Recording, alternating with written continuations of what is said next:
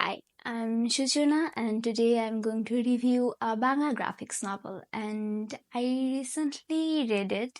It was, I guess, the third book or fourth book of the year. And even though I finished it quite a time ago, I was debating if I should review it or not, if it's okay. So I decided to review the book because I think the topics I'm going to touch upon are something Bangladeshi publishing industry should really focus on and care about and be more sincere about. And I don't think they are. And it's really sad that we often say publishers posting or booksellers posting like the sale of Bangla books are not as high as it should be, or sale is low, but at the same time the quality of books should be priority.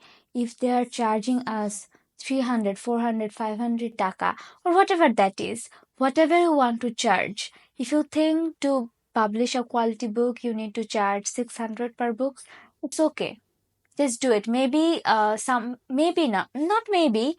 A lot of people will not be able to afford it, but if that's what it takes to ensure quality, I think that is what you should do. So this is the book, and this is really heavy, so I'm just going to hold the dust jacket. This is Shapudoshone, and this was published in 2016. Then the writer Nabil Muhta Singh and illustrator Adrian Onik with Graphic Bangla publication turned it into a graphic novel. And this can be categorized as a psychological thriller or paranormal thriller.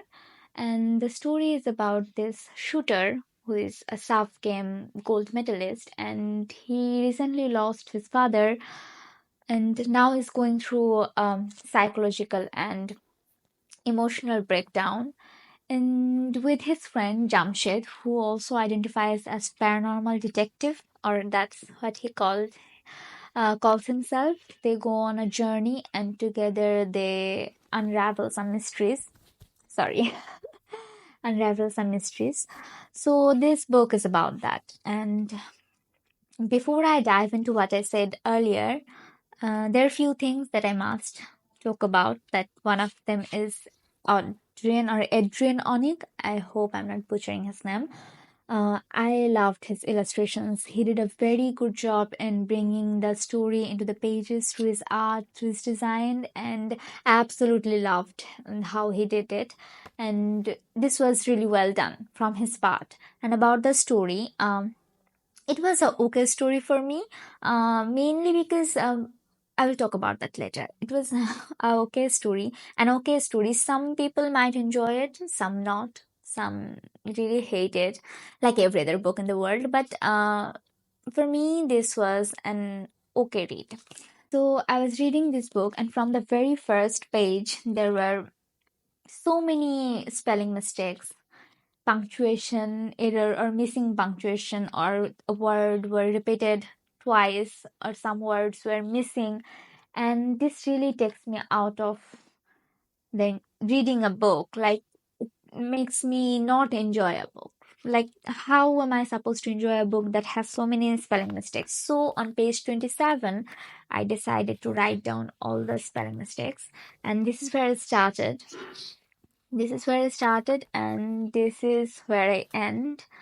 And I counted it actually. This is more than 24, I guess. In from page 27 to page 394, there are more than 20 spelling mistakes. And I don't know what others will feel, but I don't think it's okay.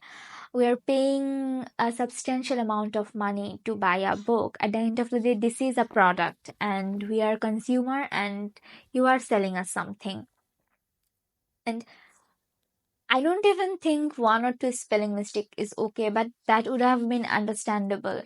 But this many spelling mistake in a graphic novel, which is fewer sentences, fewer words, is just not okay. It's disrespectful to the readers, to the consumer, and the lack of care and sensitivity is just shameful.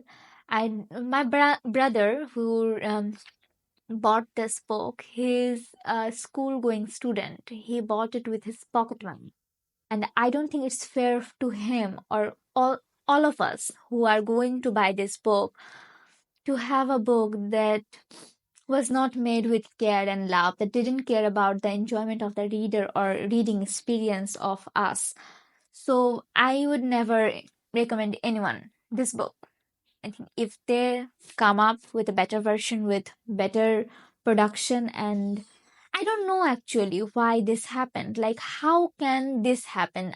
It took me one day to read this book, and I was doing so many other things. Like, I was managing my work, doing my business work, going out, and in the middle of all this, I did this. So, this is supposed to take a lot lesser time, but let's say that it takes 24 hours to read this book. So they couldn't manage 24 hours to proofread it and mark the mistakes. What is the excuse other than they just wanted to make money and does not respect readers? That's how I feel. This was absolutely, absolutely not okay. And maybe a lot of people will not agree with me, but I'm not going to uh, pay even a penny for a book that has this many spelling mistakes, grammatical errors, and this is a Bangla book, right? So I don't know. Sorry what the excuse was, but this is it. But if you have read any Bangla graphic novel that is produced with love, please do recommend in the comment section. I'd love to read and um, not not.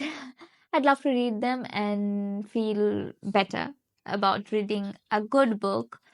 And this really made me upset. And I debated if I should review it or not. I said it before, right? Whatever. And yeah, tell me what you think. If it's okay to have a book this many spelling mistakes or grammatical error, or what? Bye.